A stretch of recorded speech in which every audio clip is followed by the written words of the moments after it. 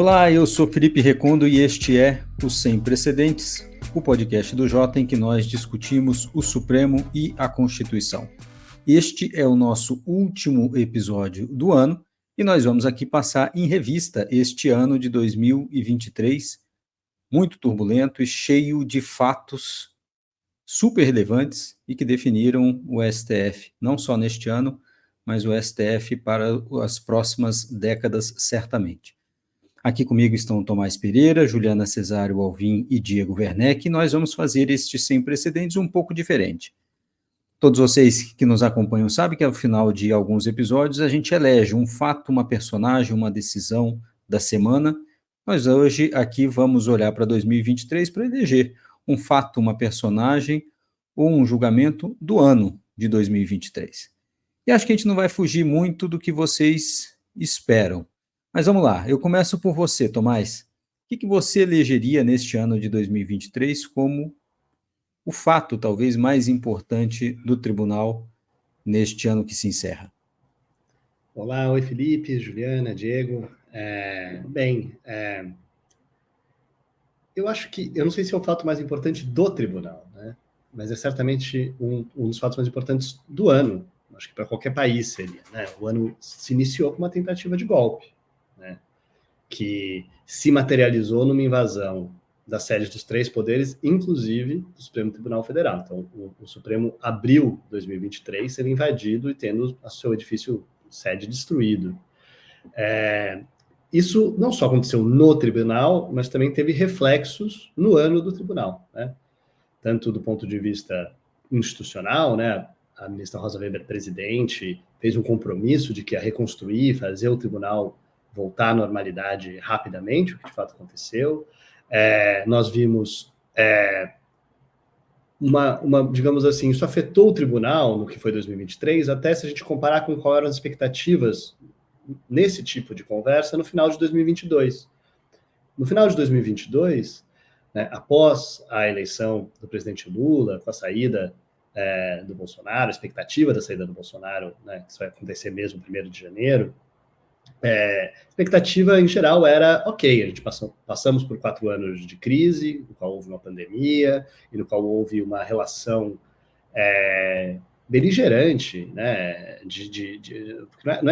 não era de atrito, né, muito mais que atrito, né, de ataque, de ameaça entre o presidente da República, o Bolsonaro, na época, o chefe do Executivo, e o Supremo Tribunal Federal. Então, a gente passou por anos de um tribunal sendo atacado, sendo forçado a se defender pelo próprio presidente da República e por seus apoiadores nas redes, no Congresso, em diversas instituições.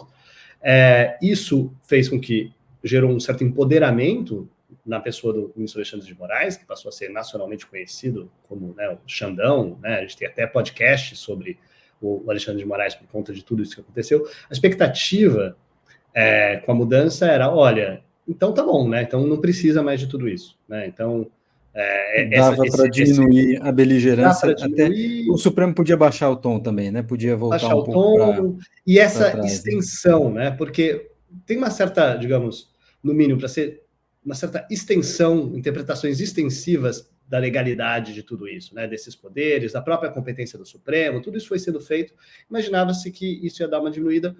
O 8 de janeiro estendeu. A gente termina 2023 com o inquérito do golpe, o inquérito 8 de janeiro ocorrendo, com as pessoas, mais do que o inquérito, né? Com as pessoas sendo denunciadas, condenadas. Tivemos condenações em 2023, as pessoas sendo julgadas no próprio Supremo, né? Várias coisas que... Então, e com integrantes do governo, Tomás, me permita te interromper rapidamente, dizendo que o 8 de janeiro legitimava, inclusive, a extensão desses instrumentos que o Supremo usou durante os 4 anos anteriores. Ou seja, o 8 de janeiro perpetuou esse clima e legitimou, na visão, veja, de ministros do próprio governo Bolsonaro ou mesmo daqueles indicados por Bolsonaro. Certamente, até porque a retórica da defesa desses poderes expansivos, digamos assim, no Supremo, com frequência era um argumento, uma retórica que falava na língua da autodefesa, né? As instituições democráticas têm que ter o poder de se autodefender, de defender a democracia quando atacadas. Então, aquilo se materializou Então, eu diria isso. Acho que o que marcou o ano foi, em primeiro lugar, uma tentativa de golpe. Isso afetou o Supremo de diversas maneiras.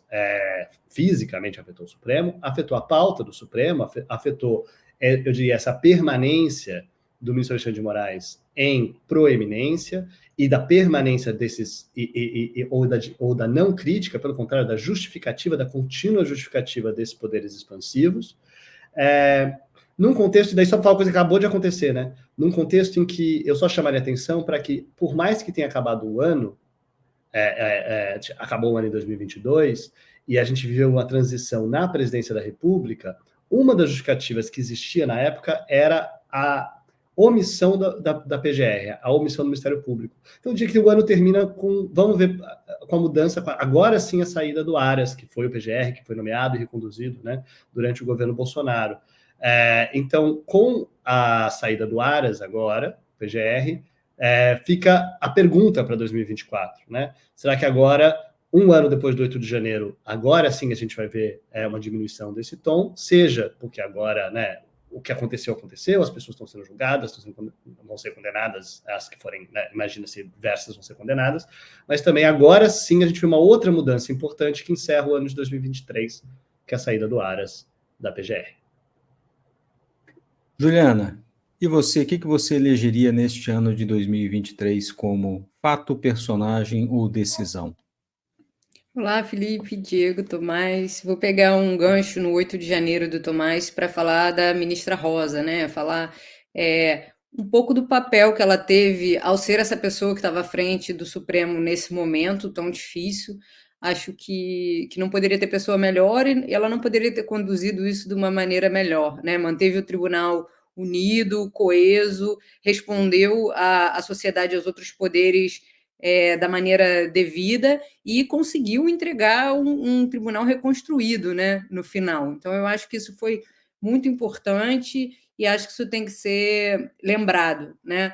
Acho que também a ministra Rosa marca o ano com seu voto no caso de aborto, a DPF 442, sobre descriminalização, um voto muito relevante, histórico, que está colocado, né? Ela planta essa semente, o caso não se resolve, mas ela expressa no voto, como a gente comentou aqui, muitas dimensões importantes desse problema, né, da criminalização do aborto. Então, acho que isso não pode ser esquecido. E acho que isso também, não só o voto de aborto, a postura da ministra Rosa, se destacam num ano em que a gente teve, primeiro, poucas decisões sobre direitos fundamentais, né? Então, claro, o caso do aborto ele não se conclui, mas poucos casos se concluíram, né, sobre direitos fundamentais. Claro que tinha, de alguma maneira, o tribunal estava capturado pela discussão sobre as consequências do 8 de janeiro, mas eu só queria lembrar que acho que o único caso assim mais relevante que foi concluído, talvez, né, esteja cometendo algum equívoco, mas que eu me lembre aqui que a gente comentou foi a questão do estado de coisas inconstitucional, né, que foi concluído em outubro, e que Ô, Ju, posso acrescentar, porque você estava mencionando isso, eu estava tentando também puxar pela memória, né? A gente teve agora, recentemente, licença paternidade, que é uma conclusão dizendo o Supremo, né, que o Congresso tem que suprir essa morte, e teve do marco temporal, né, do marco temporal que gera também uma reação do Congresso, né? Então, pensando aqui em pauta de direitos fundamentais, acho que, para citar mais duas aqui, né, e a gente talvez esteja esquecendo outras, mas entendo o seu argumento. Não, eu concordo com você. Eu acho que são esses os casos importantes, mas de alguma maneira pouco, né? Assim, não acho que a pauta do Supremo foi dominada por isso, e por isso que eu acho que também se destaca o voto dela. Eu queria lembrar que outros casos importantes começaram, mas não terminaram, né? A gente teve a discussão sobre perfilamento racial, que não terminou. Tem toda a questão do piso da enfermagem, né? Que a gente, começou toda essa conversa no ano passado, com aquela liminar do ministro Barroso suspendendo a aplicação da lei, que foi muito criticada, e agora isso desenrola e termina, talvez, com uma certa frustração, né, dos trabalhadores do setor privado da enfermagem. Termina sem ponto final, né? Porque joga para o TST uma possível negociação. Então a gente não vai ter um piso nacionalizado, mas possivelmente um piso regionalizado. Acho até, inclusive, exato, Juliana, e desculpe te interromper novamente, mas eu acho que essa decisão acaba colocando fim, inclusive, à possibilidade de pisos nacionais. Porque o Supremo, na própria decisão do piso de enfermagem, falou que essa estava se configurando uma inconstitucionalidade na definição de pisos, né? E agora ele diz, não, o piso tem que ser discutido no TST conforme realidade regional, ou seja, piso nacional para qualquer categoria a partir de agora, pelo jeito, morreu. Sim. Pois é, muito complicado nesse sentido, né, naquilo que tinha sido comemorado como uma grande vitória, vai se encolhendo, né, a partir da atuação do Supremo. E acho que no marco temporal é um pouco ao contrário, né, o Supremo garante, rejeita essa tese, né, do marco temporal para a demarcação das terras, mas aí você tem uma reação que dilui, né, o resultado dessa decisão. Então, acho que é um movimento ao contrário, mas de qualquer jeito, acho que nos dois casos, por razões diferentes, a comemoração, digamos assim, não é completa, né, dos avanços que acontecem. E também destacaria que houve casos problemáticos, né? A gente tem o caso, por exemplo, da Justiça Militar, que foi interrompido, mas em que se formava ali já uma maioria favorável à expansão da competência da Justiça Militar na DI 5032, em casos que envolvam civis como vítimas, né? Então, acho que o saldo para os direitos fundamentais ele é bem ambíguo no final desse ano, e acho que por isso a decisão do aborto também se destaca ainda mais. Uma última coisa que eu queria falar sobre o legado da ministra Rosa Weber, uma coisa que a gente falou bastante, foi sobre em que medida aquelas medidas aprovadas na sua presidência no final do ano passado se refletiriam numa alteração da conduta do Supremo, né? Então, mais colegialidade, processos colocados automaticamente, imposição realmente de um prazo para o pedido de vistas. E eu acho que é alguma coisa que a gente pode discutir. Algumas dinâmicas parecem talvez ter mudado, mas não completamente, né? Então não houve essa mudança. A gente teve monocráticas que estão em vigor até hoje. Então eu lembro aqui do ministro Lewandowski com relação à lei das estatais, né? A coisa se desenrolou também. Houve um pedido de vista agora em dezembro do ministro Nunes Marques, e a liminar continua em vigor. Então, a gente tem casos pendentes, né? E se a gente for pensar para o futuro, o próprio caso do aborto, quando é que a gente pode esperar que esse caso vai ser pautado depois do destaque no plenário virtual? Enfim, então acho que com relação a isso, a ministra Rosa Weber, mais uma vez, se destacou nessa mudança, né, em capitanear isso, muito em razão da própria conduta dela, mas acho que não tenha necessariamente gerado o efeito que alguns esperavam, né? A gente desde o começo já dizia que talvez não fosse mudar isso tudo, mas tinha uma esperança, e eu acho que a conduta do Supremo reforçou muitas práticas dessas que essa mudança queria evitar. Juliana, eu queria te fazer duas provocações. A primeira, na verdade, uma discordância. Eu acho que já está gerando sim uma mudança, mesmo que não tenha resolvido tudo, né? Assim, dessa maior colegialidade. Eu vejo, por exemplo, teve a DIA agora, ação direta de inconstitucionalidade, que ministros poderiam ter dado liminares monocráticas e eles falavam, a gente não está querendo mais fazer isso. Então, em alguma medida, os ministros passaram a se policiar mais por essa colegialidade. E eu concordo com você, evidentemente, que não vai resolver 100%, não resolveu. A gente ainda vai ver alguns vícios se repetindo, sem dúvida alguma, mas a provocação que eu queria te fazer era outra. E eu te repasso uma provocação que eu ouvi de ministros do Supremo sobre a ministra Rosa e esta pauta. Que nós falamos aqui, você mencionou o aborto e marco temporal. Marco temporal também foi uma decisão da ministra Rosa pautá-lo e julgá-lo na sua presidência. E isso, alguns ministros estão dizendo o seguinte, e eu te jogo essa bola, que parte da reação do Congresso Nacional neste ano, por exemplo, com a aprovação de PEC, para mudar a sistemática do pedido de vista e decisões monocráticas, é uma reação a esta pauta, desses processos, aborto, drogas e marco temporal. E aí alguns ministros dizendo o seguinte, tudo bem, a Rosa foi importante para o 8 de janeiro, mas ela fez uma pauta que acabou gerando reação. Eu queria te ouvir sobre esse diagnóstico que alguns ministros do Supremo fazem. Felipe, eu acho que eu acho que essa avaliação ela tem um pressuposto de que talvez do que seja a função do tribunal, né? Então eu vejo o que a ministra Rosa Weber fez, e aqui até talvez, né, eu tivesse dizendo que no saldo geral foi até tímido para o que o Supremo já fez em outros momentos em termos de direitos fundamentais, apesar desses casos que são importantes. Então, eu acho que é um pouco essa é a função, né, do tribunal. Se o tribunal não fizer isso, para quê? A gente ter um tribunal contramajoritário, etc. Então, eu acho difícil essa avaliação, sobretudo se desconsidera que parte da reação ao Supremo vem muito da conduta dos ministros e que não necessariamente tem a ver com aquilo que é decidido. A gente já conversou sobre isso outras vezes, né? Você colocar a culpa naquilo que o Supremo decide e não procurar alterar como os ministros supremos se comportam, eu acho que está mirando no lugar errado, né? Está mirando no lugar errado. Eu acho que, a princípio, tem muitas outras coisas que podem ser feitas de forma a aumentar a legitimidade da corte, dar força ao tribunal, empoderar o tribunal no diálogo com os outros poderes, que não passa por evitar temas de direitos fundamentais que são cruciais. Tomás. Isso, não, eu queria complementar, concordando totalmente com a Juliana e sendo mais específico, dizendo, esses 3 casos que você deu exemplo, por mais que sejam casos que provoquem no Congresso possíveis reações, eles não têm a ver com esses temas, né?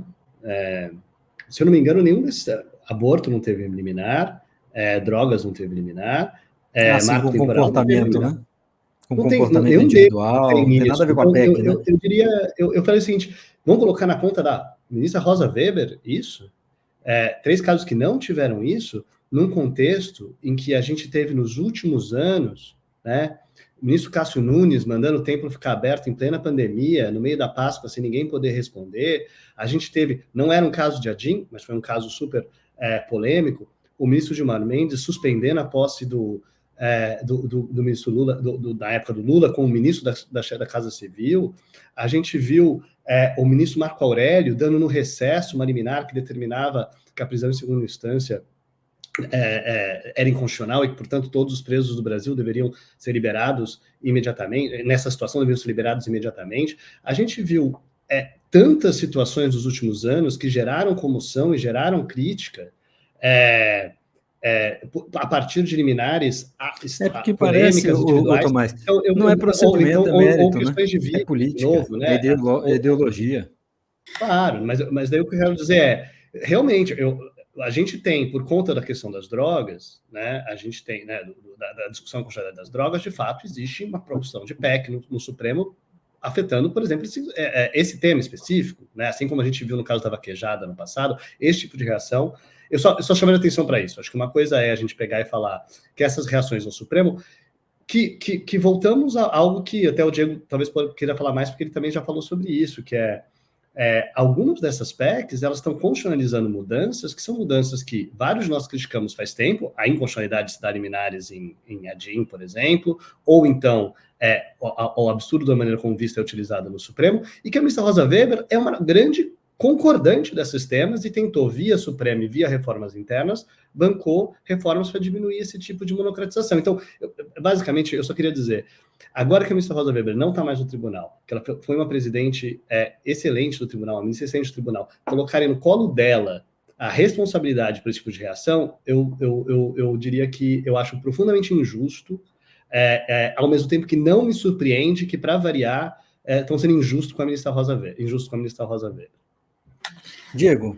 Acho que só pontuando uma ou duas coisas nisso que a Juliana e o Tomás falaram, Felipe, a partir da sua pergunta, acho que uma coisa pode ser, né, a explicação. Criou uma oportunidade, essas decisões, que era uma oportunidade para alguns setores do Congresso poderem sinalizar para os seus eleitores e eleitoras que estão fazendo algo contra o Supremo. Mas, pelas razões que a gente já discutiu aqui, né, isso não é contra o Supremo, essa PEC, enfim. Sei que temos visões, talvez não 100% alinhadas com relação a todos os aspectos desse problema. Felipe está rindo aqui porque tivemos um programa em que discutimos em profundidade essa questão, mas eu acho que o Tomás tem razão, né? É uma reação que vem numa pista totalmente paralela ao que esses temas que justificariam supostamente essa reação ocorrem, mas eu acho que é uma questão política eleitoral, como o Felipe falou, as pessoas querem poder dizer o Supremo está avançando e estamos fazendo algo a respeito, mesmo que, concordo com a Juliana, não acho que é um avanço, e concordo com o Tomás, não acho que a reação tem a ver com o tema, né, colocado como esse cruzar a linha. Por outro lado, tem uma questão do timing, eu não vou reabrir essa discussão aqui, mas talvez se a questão do aborto tivesse sido colocada logo após o 8 de janeiro, ali no início, talvez, não sei se teria gerado esse cenário. Mas isso é uma outra questão, né? Isso não é pautar. Acho que pautar tinha que pautar, né? Acho que, imagina, esse caso estava, né, mais do que na hora de assim voltar como o para caso de julgamento. drogas tinha que ser pautado e já estava Exatamente, demorando Temporal demais, também, inclusive. marco Marco temporal também. temporal. Exatamente. Acho que, enfim, uma coisa é você também, se você tem 10 brigas e você escolhe 2 ou 3 para depois. Agora, parece que as pessoas também estão querendo que o Supremo, né, não, no fundo é isso, não pode falar desses temas, não é porque tem que também, e aí acho que estamos alinhados nessa avaliação. E eu observaria também, Tomás, que em 2022 e até início de 2023, bom, o deputado Daniel Silveira foi preso quando acabou o seu mandato, né, em início de 2023. Se tem um caso que exemplifica coisas que o Supremo tem feito, que envolvem prerrogativas parlamentares e que poderiam gerar controvérsia na Câmara, né, seja imunidades formais, materiais, é o caso Daniel Silveira. E isso não aparece, né, não vem como algo que estimula esse tipo de reação. Mas eu acho que está no bojo, Diego. Eu acho que não dá para desconsiderar, não. É parte, sim, desse tipo de reação. Por mais que eles não expressem, até porque Daniel Silveira não é uma boa figura para representar uma reação corporativa, né? Concordo, mas eles não falam de Daniel Silveira, mas eles falam de imunidade parlamentar. Retomando aqui o episódio que a gente falou sobre sabatina, a gente percebeu que o tema da imunidade parlamentar apareceu muito nas perguntas dos senadores na sabatina. Pode ser, mas eu não sei, eu não vejo teve denúncias recebidas contra, a gente discutiu isso aqui em programas no passado, contra senadores e deputados envolvendo imunidades parlamentares. Acho que deve ter um outro parlamentar que fala, mas assim, o que gera o que é apresentado como um excesso do Supremo que gera, não é isso, não me parece ter sido isso, embora concordo que está no caldo, e tem que estar, porque se tem uma coisa que faz sentido que parlamentares, né, discutem e se preocupem, são esses temas, né? Não que outros não façam, mas esse certamente. E aí eu pontuaria o seguinte, né? A gente falou, então, de uma mudança no Supremo, que a Juliana pontuou, que eu acho que foi, embora tenha acontecido no final de 2022, ela foi vamos colocar em 2023 isso, né? Ela começou a ser implementada em 2023, e isso foi uma coisa extremamente positiva, porque mostra também um Supremo que faz autocrítica, né? Um Supremo que reconhece as suas disfunções e que está disposto a fazer alguma coisa a respeito.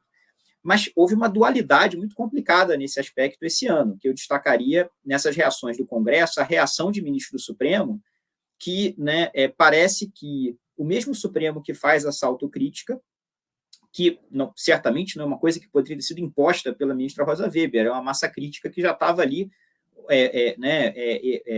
borbulhando há muitos anos, mas, ao mesmo tempo em que essa reforma está sendo implementada, o ministro Gilmar Mendes, por exemplo, vai ao plenário do Supremo falar da PEC, essa PEC que a gente já falou algumas vezes, e com um discurso que me parece ecoar uma ideia de que não se pode reformar o Supremo, só o próprio Supremo pode se reformar, né?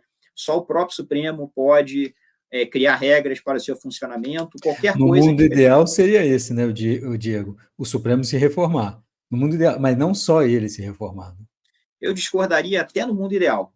Eu acho que algumas questões, sim, mas tem outras que não. Eu acho que o Supremo decidir quando que os ministros exercem poder monocrático ou não, para mim isso é uma questão de direito processual, que nem no mundo ideal acho que deveria estar nas mãos do Supremo. Mas, sem dúvida, pedido de vista, prazo para retornar à vista, no mundo ideal... Eu digo não no monopólio deles, né, mas que eles fizessem essa autocrítica e percebessem, não está funcionando, portanto, nós faremos a reforma. Essa autocrítica, isso seria o mundo ideal para mim, né? Eles perceberem que está errado. Sem dúvida, especialmente na medida que essas disfunções, muitas vezes, não são geradas por regras, mas são geradas por cima das regras, né? A margem das regras, práticas que estão funcionando. Então, se o comportamento deles que criou o problema, idealmente deveria ser o comportamento, né, recuando, que também resolve. Mas aí a sinalização complicada, que essa me parece uma dualidade desse Supremo de 2023 com relação à reforma, que reconhecemos que tem problemas sérios, mas só a gente pode mexer nisso. Se alguém tentar mexer, né, mesmo que coisas totalmente fundamentadas, vamos reagir com intensidade. E eu acho que o 8 de janeiro contaminou essas discussões também, porque parece que a reforma do Supremo, parece que o 8 de janeiro dividiu o Brasil, né, em 2 campos, e você precisa jogar todas as discussões em um desses 2 campos. Então, a reforma do Supremo, se você defende a reforma do Supremo, você teria invadido do 8 de janeiro, né, exagerando, é quase isso, que é o discurso que me parece que alguns ministros estão tentando emplacar. Né? Você está indignado com o que aconteceu com o resultado das eleições, então agora você ataca o Supremo, que é outra versão também desse por causa da pauta de direitos fundamentais, que está indo longe demais. Então, isso me parece também um equívoco, mas a gente vê isso nessas relações entre os poderes no discurso dos ministros nesse momento. E aí eu pontuaria uma outra coisa que eu acho que é um desdobramento ruim de 2023. Eu acho que mais ministros desceram para o dia a dia da política, né, atravessaram a praça. Eu disse desceram não como uma metáfora valorativa, mas estava pensando na expressão descer para o play, né, descer para participar de uma atividade com outras pessoas. Não acho que é descer você ir à política. No entanto, é preciso estar distante se você é juiz. E o que está acontecendo, me parece, é um cenário no qual, né, e a gente vê isso em análise nos últimos meses, semanas, que mostram como que o Supremo tem sido uma parte importante da governabilidade do governo Lula, né? Às vezes até com uma comparação entre está sendo mais importante, talvez, do que parceiros tradicionais, como o Centrão. E sobre isso, eu acho que, primeiro, o que está acontecendo não é que você consegue governar com o Supremo só. O Lula claramente precisa ainda, né, do Congresso para aprovar o que aprovou, não tenho a menor dúvida com relação a isso. E segundo, eu não acho que dá para tratar o Supremo, e aí eu vou concluir o meu ponto, como uma ferramenta que o presidente Lula descobriu que pode usar. Né? O que aconteceu é que o Supremo agora, cada vez mais, é um ator como outros, nesse cenário em que é preciso negociar para aprovar as coisas. E talvez não todos os ministros, mas, sem dúvida, muitos ministros estão numa posição com grande poder de que dispõem, sinalizar que podem criar dificuldades se não tiverem certas preocupações atendidas. Se isso é uma questão meramente institucional, dizendo, por exemplo, o Supremo não quer que essa PEC passe, isso é criticável por outros termos, mas isso é um tipo de problema. Mas tem um outro tipo de problema que me preocupa mais, que são ministros se envolvendo diretamente em decisões sobre indicações, sobre nomeações, por exemplo. Isso eu acho profundamente preocupante, não é uma novidade de 2023, mas eu acho que do início do ano até hoje, isso tem se intensificado. Então, começa o ano com as especulações em torno de quem assumiria a vaga que veio a ser de Zanin ou a de Flávio Dino. E vimos que o ministro Lewandowski aparecia frequentemente na imprensa como tendo um candidato e como estando, ao mesmo tempo, com a caneta na mão para tomar decisões monocráticas, inclusive de valor para o governo, participando dessa negociação. Né? O que quer que você pense sobre esse poder de decidir individualmente, me parece claro que mesmo quem defende isso não deveria achar bom ter as duas coisas, né? Você tem esse poder de decidir individualmente e você pode pedir coisas, sinalizar que você quer essa ou aquela indicação. Isso eu acho que aconteceu mais esse ano. Acho que os ministros supremos se envolveram nos processos de indicação para o tribunal, pelo menos pelo que a gente acompanhou publicamente, com mais intensidade, com mais desassombro, né, de uma forma mais desinibida do que acho que acontecia antes. Isso me parece um desdobramento ruim. Diego, sim. Mas você está falando de indicação, claro, né? Um Supremo, um governo novo, não impõe grandes derrotas para o governo no primeiro ano. Sim. Isso é da história. Então, quando se fala que o Supremo foi muito tranquilo com o governo, é verdade, e seria com qualquer que fosse o governo. Não foi com o Bolsonaro porque ele não quis, e quem diz isso são os ministros dele, ele não quis. Acho que a diferença não é só, aí você está trazendo para indicações, mas acho que o que marca a diferença é o Supremo passou a resolver problemas para o governo.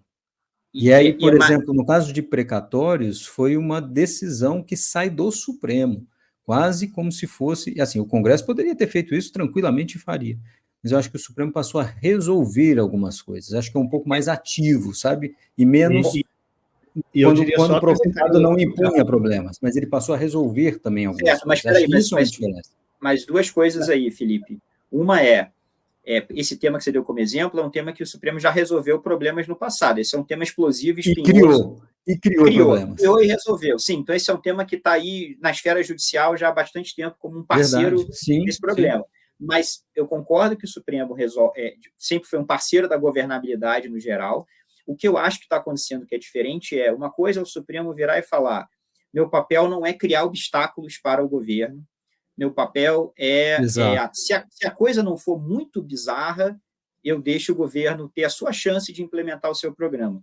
Exatamente. Outra coisa que eu acho que está acontecendo agora por isso que eu mencionei essa ligação com indicações, né? Os ministros do Supremo falarem: eu posso ajudar o governo, mas isso me dá poder pessoal, mas isso me dá poder para coisas que são importantes para mim, né? E aí me preocupa muito essa combinação de, numa ponta, o Supremo está resolvendo problemas do governo, para usar a sua expressão, e na outra, haver ministros que estão participando dessas decisões em que o governo usa o seu poder para fazer coisas que podem ser pessoalmente importantes para esses ministros. Isso me preocupa. E, Diego, desculpa, eu acho que, mencionando mais especificamente, acho que não tem como não mencionar, para dar um exemplo concreto, já que o Felipe estava dando um exemplo concreto que você discordou do tipo, eu acho que um exemplo, talvez que seja mais do que você está falando, por exemplo, a liminar que suspendeu a proibição da lei das estatais de nomeação de pessoas, de políticos que exerceram cargo. Esse é um caso exemplar de algo feito por liminar, que afeta a nomeação, inclusive, no próprio tema, e que coloca ministros numa posição de resolvedores individuais de problemas do Supremo.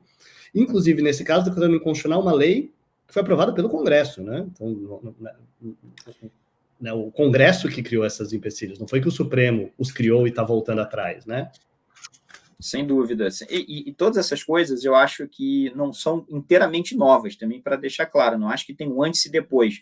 O que eu acho que está havendo é um processo de aceleração. Acho que estamos caminhando mais numa direção que me parece ruim e que, retomando uma coisa que a Juliana falou, no fundo, acho que é o que pode proteger o tribunal de reações no futuro, investir na distância desses procedimentos, não se envolver tanto assim no dia a dia dessa briga por cargos, dessa briga por indicações, né, ou outras políticas específicas que podem ser interessantes para os ministros. No entanto, essa me parece não ser a tendência, né? E eu acho que a gente esperava, retomando uma coisa que vocês já falaram, acho que o Tomás falou também, a gente esperaria que nesse ano o Supremo se reacomodaria, né? Algumas coisas a gente até esperava que se reacomodaria e a gente gostaria que não se reacomodassem. Por exemplo, a coesão que o Felipe e o Luiz Weber descrevem no livro deles, o Tribunal, né? A gente gostaria que o Tribunal permanecesse coeso, mesmo após o fim do governo Bolsonaro, pelas razões que eu não vou dar spoiler, que o Felipe discute no livro. A gente queria que isso continuasse acontecendo, a gente esperava que era difícil, uma vez que esse cenário mudasse, que essa coesão se mantivesse. Outras coisas, a gente esperava que a direção fosse contrária. A gente esperava que o Supremo, após o governo Bolsonaro, não vou dizer abrir mão de poder, mas que usasse mais comedidamente alguns de seus poderes. E o que aconteceu durante o ano 2023 não foi isso, né? Não foi isso, especialmente no âmbito dessas investigações do 8 de janeiro da esfera penal. E aí uma última tendência que eu acho que 2023 aponta é que o Supremo, se nos últimos anos ele vinha sinalizando, pelo menos 2017, 2018, uma contenção no foro prerrogativa de função, né, pegar menos casos, acho que essa tendência está estagnada e talvez até se reverta agora. O papel do foro por prerrogativa de função no processo decisório do Supremo talvez aumente. E eu já faço aqui a aposta para 2024, a gente vai pular para falar do ano que vem, mas essa é minha aposta. O foro vai mudar novamente, o Supremo vai mudar novamente sua interpretação sobre foro por prerrogativa de função nesse desequilíbrio que nós estamos vendo entre poderes, especialmente na relação com o Congresso Supremo. Fica aqui a minha aposta. Só queria dar os meus 10 centavos aqui, antes da gente falar de 2024, lembrando também da decisão do Tribunal Superior Eleitoral, né, como um fato relevantíssimo do ano, que declarou tornou inelegível o presidente Jair Bolsonaro, o ex-presidente Jair Bolsonaro, algo que mexe na política também para os próximos 8 anos, pelo menos, e o TSE também olhando para o passado, e também impondo essa mesma pena de inelegibilidade, essa mesma condição de inelegibilidade para Deltan Dallagnol, numa revisão que a gente está vendo da Lava Jato, e o próximo será Sérgio Moro no ano que vem. Certamente nós teremos aí o julgamento do Sérgio Moro na Justiça Eleitoral, começa no Paraná e pode chegar ao TSE, mas com o próprio partido do senador, hoje senador Sérgio Moro, dizendo que a sua situação jurídica é muito difícil e que muito provavelmente ele será também cassado pela Justiça Eleitoral. Então nós estamos vendo um contínuo, né? Foi mais um capítulo dessa revisão da Lava Jato no Supremo e também nas outras instâncias. Agora eu queria ir para 2024, gente. Vocês fizeram aqui uma eleição do 2023 e eu queria começar com você, Tomás, para a gente falar de 2024. O que nós podemos esperar do Supremo para o ano que vem? E a gente estava fazendo aqui uma discussão antes de começarmos, e eu meio que te direciono, Tomás, se me permite. Vai ser o primeiro ano dos próximos 5 em que nós teremos uma composição definida de Supremo. Não teremos, salvo se houver algum imprevisto, alguma antecipação de aposentadoria, essa composição pelos próximos 5 anos, pelo menos. Então, o que nós podemos esperar dessa composição nova, definitiva nos 5 anos, né? Mas o que a gente pode esperar do Supremo com isso? Tá. A primeira coisa que eu falo, que a gente está falando na nossa conversa também, é sobre a potencial, que tem a ver com isso, inclusive, porque uma dessa mudança, do que você está falando, nós tivemos uma mudança de 4 ministros nos últimos 4 anos, né, basicamente. Sendo que 2 foram nesse ano, né? Um tribunal que tem 11 membros, isso é uma mudança muito relevante, né? Sendo, inclusive, nessa polarização nacional, 2 nomeados por Bolsonaro, 2 nomeados por Lula, né? Então, a gente não é uma mudança que é unívoca, né? Que foram 4 no mesmo sentido também, não é esse tipo de mudança que a gente vai ver. Mas nós vimos essa mudança.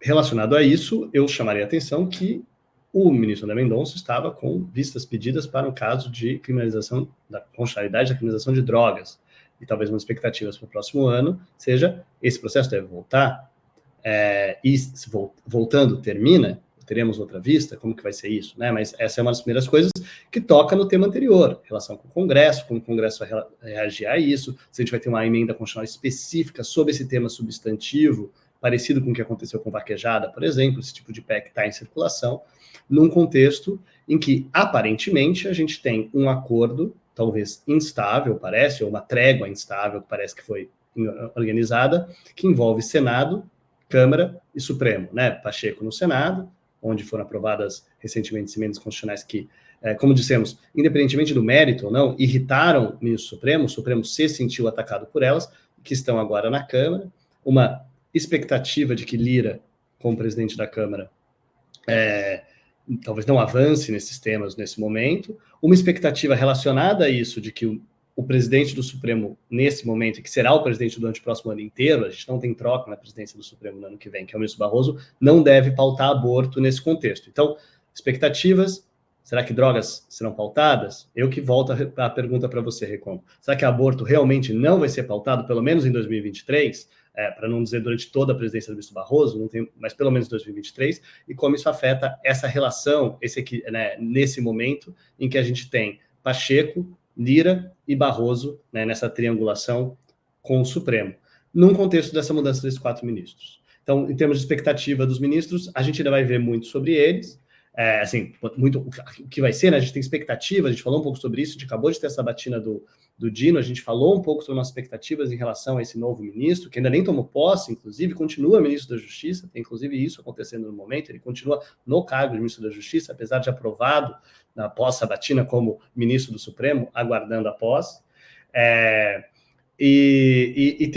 Mas assim, o que eu chamaria atenção pensando nessas pautas do Supremo, as 2 grandes questões que sempre acontecem o Supremo e o governo, o Supremo em certos temas que são, digamos, relacionados a direitos fundamentais e que estão relacionados com algum tipo de polarização social ou nacional. O Supremo, na sua relação com o Congresso e com o governo, me parece que a gente tem que esperar, em geral, o Supremo que continue em alguma medida governista, até porque não é novidade, o Supremo em geral é assim. Nenhuma novidade, exatamente. Sem criar problemas. Vai criar problema para reforma tributária, para De qualquer... jeito nenhum. Não vai, pelo contrário, se puder facilitar, vai facilitar. Agora, nesses temas, a dúvida é, o Supremo pretende decidir sobre isso? E, se decidir sobre isso, como que o Congresso vai reagir? Parece que, no momento, até pelo que você mesmo já adiantou em perguntas anteriores, pelo menos a maioria dos ministros supremos não estão querendo não entrar nesses temas, não decidir sobre isso, e, com isso, manter, digamos, uma relação mais estável, mais tranquila com o Congresso. Eu só vou acrescentar, Tomás, para esse ponto que você mencionou, dos novos ministros, né, também algo que você tinha falado logo no comecinho, né, vai ser o primeiro ano de Supremo, depois de 4, sem Augusto Aras, ou com procurador definitivo, né, porque a doutora Eliseta estava como interina, mas vamos ver também qual vai ser a atuação da PGR diante desse equilíbrio novo. Como é que Paulo Gonet vai se combinar com este Supremo Tribunal? Acho que também pode gerar uma mudança significativa para 2024. Juliana, queria ouvir você, tuas apostas para 2024. Então, vou um pouco na linha do Tomás, acho que nessa relação com o Congresso tem o tema das drogas, né? Mas tem também o tema da responsabilidade dos provedores, das Big Techs, que é um tema que o Supremo parece que estava esperando uma manifestação do Congresso para não ter que decidir. Chegou a pautar isso nesse ano, né? Mas não deu prosseguimento, então pode ser alguma coisa que volte. O Diego lembrou aqui que é importante o fato de que tem eleição em 2024 e que isso é um tema importante, né, para a própria organização, para o desenrolar das eleições. Então pode ser que o Supremo tenha que se resolver com isso, né, agir, né, nesse caso. Com relação às drogas, a gente já falou isso na época, é curiosa, né, essa discussão sobre relação com o Congresso, porque até onde foi, o Supremo estava endossando o que estava na lei de drogas já, né, apenas criando parâmetros, mas não indo nem além, né, muito daquilo que estava na lei. Então, para mim, é uma falsa discussão sobre um conflito com o Congresso, mas é assim que muitas vezes aparece. Né? E eu acho que tem um outro elemento aí, que é a própria questão do marco temporal. A gente mencionou antes, mas só retomando aqui o que aconteceu, né? Na sequência da decisão do Supremo, o Congresso legislou, restituindo o marco temporal, entre outras medidas, para demarcação. O presidente Lula vetou vários dispositivos, né, desse projeto de lei, inclusive o relativo ao marco temporal, e esses vetos foram derrubados.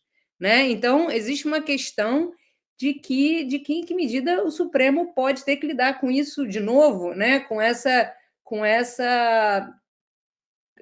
esse desafio aí que o Congresso colocou em relação à própria decisão do Supremo. Então, eu acho que vai ser talvez um tema que volte, talvez não nesse ano, uma decisão sobre isso, né? Mas é um assunto que está colocado. Um outro caso que eu mencionei, que é a questão do perfilamento racial, eu acho difícil que volte, porque estava se formando ali uma certa maioria contrária à tese, né, do relator, do ministro Fachin, que condenava esse perfilamento racial. Estava se entendendo ali que, naquele caso, era um habeas corpus, né, havia indícios. A gente comentou essa decisão aqui.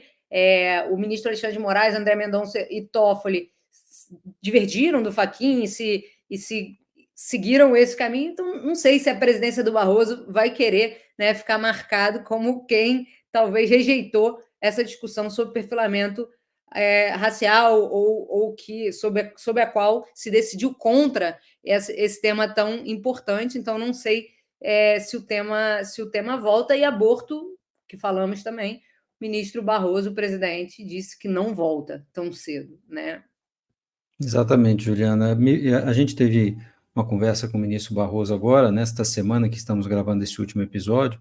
O indicativo que nós temos sim, o processo de drogas deve voltar, e ele, inclusive, fazendo um esforço nesse sentido que você mencionou, para dizer qual é a real decisão do Supremo e o que já dizia a lei. Né? Ele dizendo que o Supremo está estabelecendo uma quantidade só, um parâmetro para ser aplicado de forma como regra, né? Como regra e não deixando a discricionariedade do policial ou do juiz. Aborto, de fato, não deve voltar, mas ele mesmo menciona, né, que toda vez que pode ele fala sobre o assunto para tentar criar o que ele disse que a sociedade ainda não está preparada, né, para uma decisão dessa, ou não está essa discussão madura na sociedade. Então, ele considera que, pelo jeito, ano que vem ainda não será o assunto. Eu só faço um destaque aqui também, e talvez algo para o começo do ano, algo que a gente já viu esse ano 2023, mas vai se aprofundar em 2024, que é direito do trabalho no Supremo Tribunal Federal. Tem 2 casos importantes, um de pejotização, acho que o Supremo vai definir uma regra, e vai definir uma jurisprudência, pacificar uma jurisprudência nesse sentido, e vai ser, no sentido que a gente já viu, né, dos votos do ministro Alexandre de Moraes, dizendo que é possível sim, que trabalhadores sejam contratados por outras formas que não CLT, e o caso de vínculo empregatício de motorista de aplicativo e tal, um assunto que estava para ser discutido no Executivo, está sendo no Executivo e ia ser discutido no Congresso Nacional, talvez o Supremo já se antecipe em parte nesse processo também.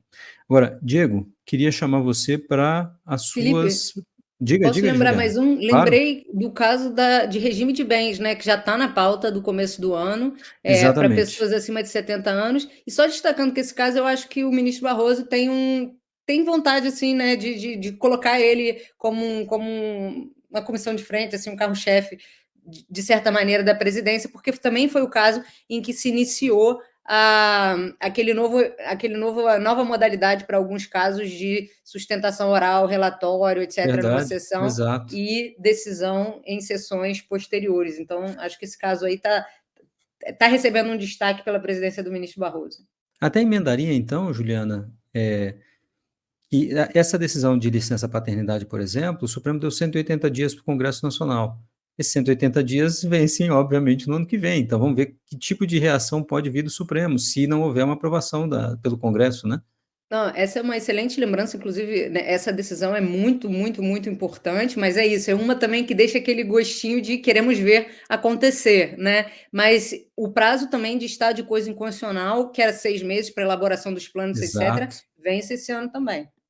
Exatamente. E acho que tem um outro ponto, vocês estavam escrevendo aqui, eu vi no nosso chat, mas eu lembrei também que foi questionado ao ministro Barroso nessa conversa desta semana sobre o marco civil da internet. Nós não vimos esse assunto mais este ano, né?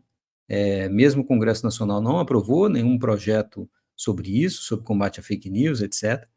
E o Supremo, que vinha fazendo uma pressão no ano de 2022 e dizia que poderia decidir esse assunto, deixou em ponto morto, e a gente não sabe se volta no ano que vem. E o que a gente tem ouvido aqui, dividindo com vocês, é o Congresso dizendo, se o Supremo não botar pressão, a gente não volta, e o Supremo dizendo, a gente prefere que o Congresso vote antes que a gente decida. Agora a gente vai ficar nessa, não deixa que eu deixo, lembrou os tempos de vôlei, quando eu ainda tinha altura para jogar. Diego?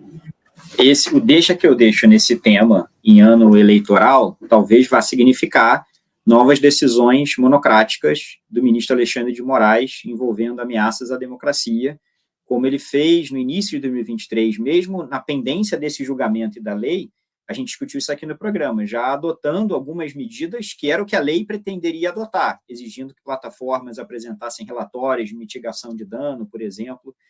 Então, acho que nesse vácuo não vai ter vácuo. Nesse deixa que eu deixo, isso vai acabar acontecendo nesses termos em 2024, se um dos lados não fizer, não tomar algum passo nessa direção. E eu destacaria 2 coisas. Uma, Felipe, você falou da questão trabalhista, e você mencionou as discussões substantivas que estão em jogo, mas tem uma questão de competência que me parece que também o Supremo vai ter que decidir. Muitas decisões individuais no Supremo têm afirmado, em reclamação, que a Justiça do Trabalho não tem competência para dizer se um vínculo, na verdade, reflete na realidade uma relação de trabalho ou não, né? Se o vínculo é fraudulento, por exemplo. E isso é algo que não me parece ter sido decidido pelo tribunal nessas decisões em que falou de terceirização. Acho que tem uma outra questão aí de competência que ainda está em aberto e que muitos integrantes da Justiça do Trabalho, inclusive no Tribunal Superior do Trabalho, têm feito críticas nesse sentido. Acho que vai ter, espera-se, né, uma resposta do Supremo também a essa questão. Esse caso, Diego, que eu chamei de pejotização, que é exatamente sobre isso, é você saber se essa pejotização configura ou não uma fraude, e aí o Supremo diz que aí tudo decide? bem, a Justiça... Não, mas aí a Justiça do Trabalho, se houver fraude, pode demonstrar isso. Caso contrário, se não houver fraude, é tema para a Justiça Comum, é como se fosse um tema de contrato.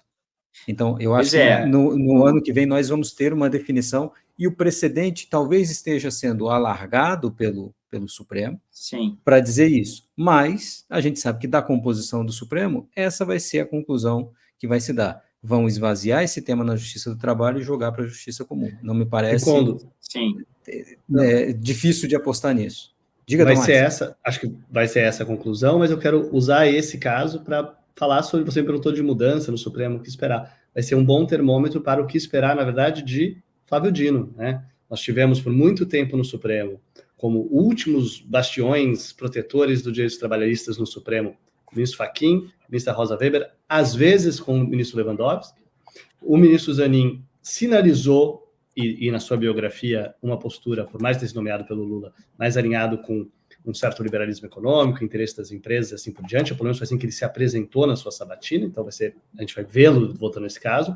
Mas vamos ver o ministro Dino, que de fato sucede na cadeira que era da ministra Rosa Weber, e que tem um histórico como membro do Partido Comunista, de fato alguém comprometido com ideais de esquerda na sua carreira política, digamos assim, decidindo esses casos, que são casos que dizem respeito ao direito do trabalhador. Então, você falou sobre mudança no Supremo, o que a gente vai ver? Tem essa mudança, a ministra Rosa Weber, um voto seguro e previsível, e nesse tipo de caso não estará mais lá. A gente vai poder ver como que o Flávio Dino vai votar, num contexto em que, como quer que ele vote, certamente se ele votado mesmo a ministra Rosa Weber votaria, continuaria sendo minoria, porque não temos mudança no Supremo para mudar a composição majoritária sobre isso. Ô, Diego, faça sua aposta, você não vai fugir, não. Sua aposta para 2024, para depois a gente cobrar de você, vai. A gente vai falar muito de 8 de janeiro ainda, do 8 de janeiro de 2023, porque os 3 deputados que estavam listados no inquérito inicial, por terem incentivado, a alegação de que teriam incentivado as invasões no 8 de janeiro, eles são o que justifica o tratamento desses casos no Supremo, por conexão a esses 3 atores com foro privilegiado. No entanto, eles sequer foram denunciados ainda. Essa é uma situação anômala que a gente já apontou aqui e que coloca implicações para o tribunal, porque uma coisa é você decidir isso um mês depois do 8 de janeiro, com o 8 de janeiro ainda vivo, né, na experiência vivida recente do país. Mas quando você vai adiando veja, não é nem o julgamento, não recebeu nem denúncia ainda, né? Não há nem denúncia contra os deputados recebida. E é um tema que só envolve questão de direito, né? Já que os fatos estão lá, eles supostamente praticaram a conduta por suas contas no Twitter. Mas quando você vai adiando isso, essa ligação com aquele momento terrível, trágico, e a mobilização em torno daquele momento vai se perdendo e vai ficando mais custoso para o Supremo. Vira um tema de relação entre o Supremo e o Congresso como qualquer outro, né? Tende a virar isso, né? Sabemos que isso é justamente parte do que vai estar em disputa, mas acho que isso vai colocar mais complicadores para enfrentar esses processos penais, enfrentando atores políticos, mesmo após as pessoas que são, digamos, têm cargos ou posições menos relevantes nesse tema, ainda sequer foram denunciadas no Supremo. Bom, gente, nós fechamos aqui o ano de 2023, com as nossas apostas para 2024. Vamos ter novamente muitos temas para discutirmos em 2024. Queria agradecer a vocês por mais esse episódio, mais este ano, e espero que ano que vem voltemos, porque tem muita coisa para a gente falar. Diga, Diego. Só o Tomás lembrou aqui no chat, né, e isso se conecta com a mudança na PGR também, né? Se a denúncia não foi oferecida pelo PGR. Mas foi o que eu mencionei. Quando se fala dos 2 novos ministros, tem que colocar o Paulo Gonet nessa equação, porque vai fazer toda a diferença. Essa é a minha aposta também, de que os 2 ministros, ok, é claro que eles têm uma mudança por conta da composição, mas Paulo Gonet entra no cargo, assume o cargo, inclusive apoiado por ministros do Supremo, o que para mim também era uma grande novidade, esse apoio explícito, inclusive, mas vai fazer diferença. E essa é a expectativa do Supremo, de que sim, ele fará diferença, inclusive nos processos relativos a 8 de janeiro, coisa que Augusto Aras pouco fez.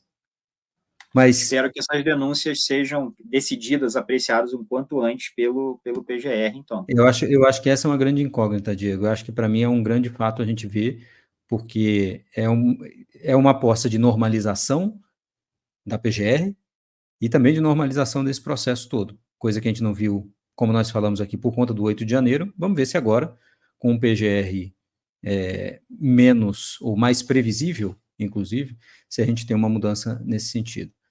Mas, enfim, queria agradecer novamente a vocês, Tomás, Juliana, Diego. Voltamos ano que vem com muita coisa sem precedentes para falar. Obrigado, gente, e até lá. Obrigado. Até o próximo. Obrigado, boas festas. Gente. Bom fim de ano.